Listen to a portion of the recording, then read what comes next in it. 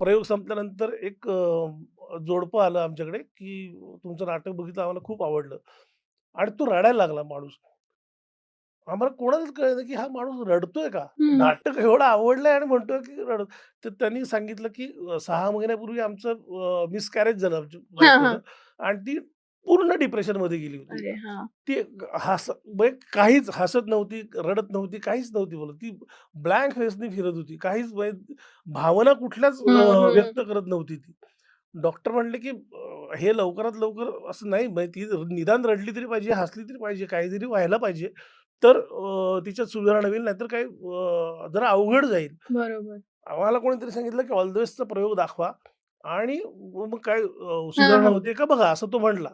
ते तर तो म्हटला, की नाटक सुरू झाल्यापासून शेवटपर्यंत बायको माझी हसत होती आणि इतक्या दिवसानंतर 6-7 महिन्यानंतर तिला हसताना बघून मला भरून आलं म्हटलं, की ह्या हं. नाटकात एवढी ताकद आहे, की जी भावना व्यक्त होत हो, नव्हती ती हो, हो. हसली आणि नाटक संपल्यानंतर घळा-घळा रडली ती बाई. अरे हां. म्हणजे सगळ्याच भावना त्या बाहेर आल्या आणि आता ती म्हणली मला रिलॅक्स म्हणजे आता बरं वाटतंय आता आणि हे तुमच्या नाटकाने दिलं. आम्हाला असं म्हणजे आता सुद्धा काटे काटा मला पण येतो काटे आले, की हे की अवघड की फार अरे ह्या म्हणजे नाटकात किती जादू असू ताकद शकते आहे. किंवा ताकद आहे बघा.